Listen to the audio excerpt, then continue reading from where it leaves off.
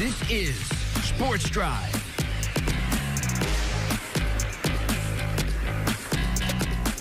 Welcome back into Sports Drive, everybody. Joining us now, the head coach of the Randall Raiders baseball team, Coach Brad Propst. Coach Propst, thanks so much for taking the time and coming on the show. I appreciate you guys for having me on. Well, Coach, I got to talk to you about the team. Just keeps on rolling. You guys are at 4 straight shutouts now, staying undefeated in district, 11-0. Just talk to me about the performance over the last couple weeks that you've seen from the team and how pleased you've been with the effort they've shown. Like you said, 4 straight shutouts. The starting pitching has been unbelievable. And then we've had a couple times where relievers have come in and done a great job.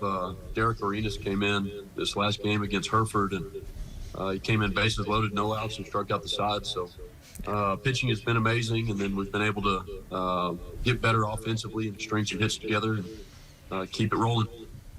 Absolutely, and I do want to ask you about a couple of those other pitchers, on the roster, the guys that started those games, Bryce Silva and Gio Miranda, both only giving up 2 hits in their appearances, and obviously, we even talked about before Carson Hafner, it was a go to the week this week here at the station, but the way that these other pitchers have stepped up for you guys in district and the way they've progressed, I mean, how great has that been to see that just development from them on the staff?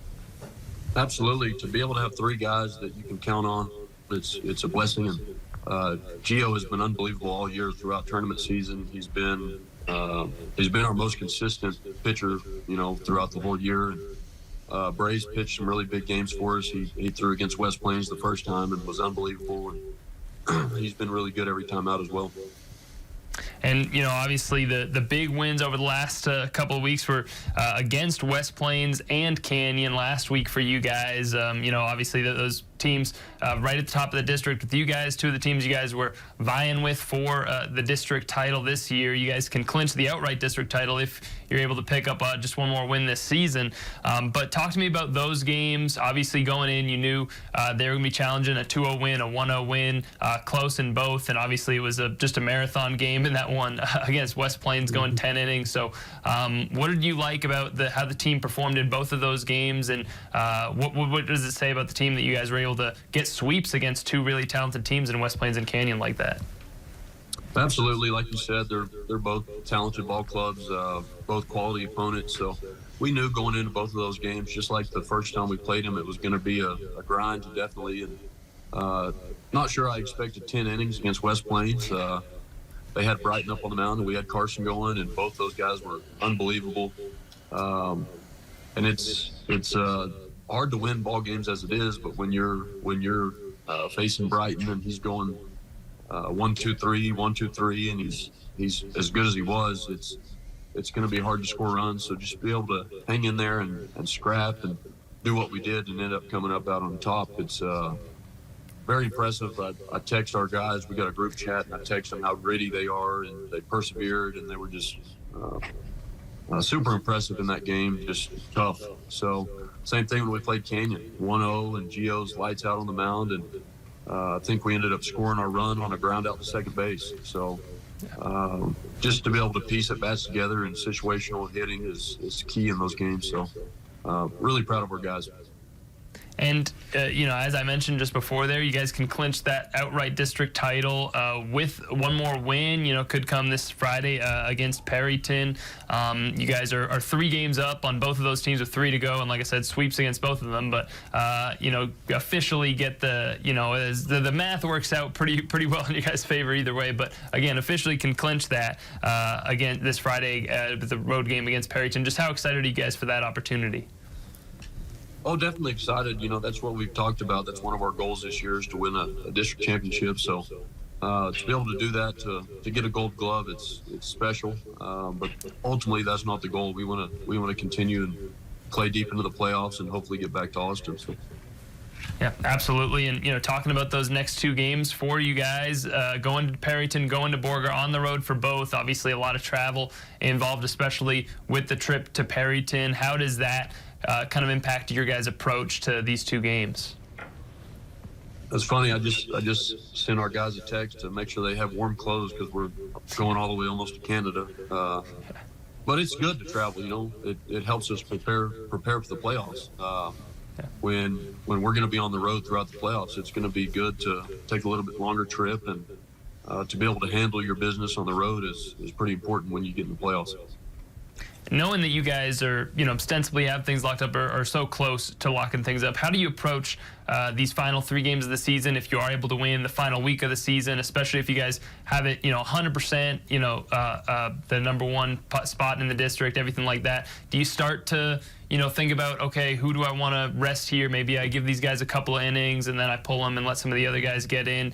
Do you feel like that's something that you start to think about as a coach, or do you just kind of ride out the rest of the season no matter what? It's a difficult decision. I sat down with our guys yesterday and we talked, just to make sure that guys aren't getting discouraged when your starting pitching has been as good as ours has been. We have really good pitchers that haven't been able to get innings, like Derek, like Justin Gallardo.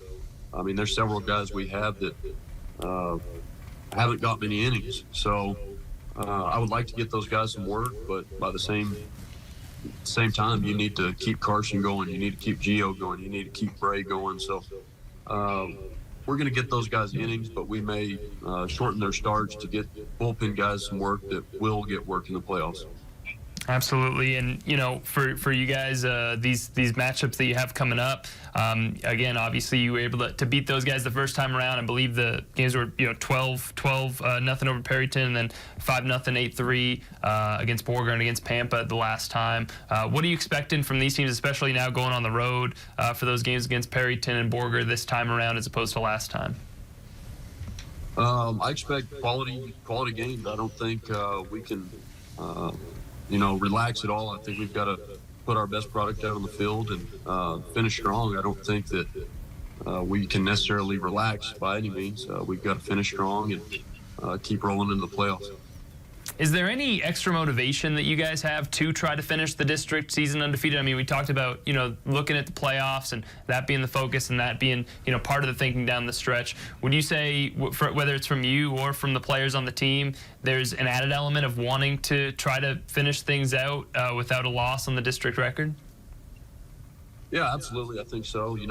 It's funny. There's some people saying that we've already clinched the district title and then we share it or whatever. And I just told them I don't like sharing, so let's just leave no doubt and go run the table is the goal. Yeah.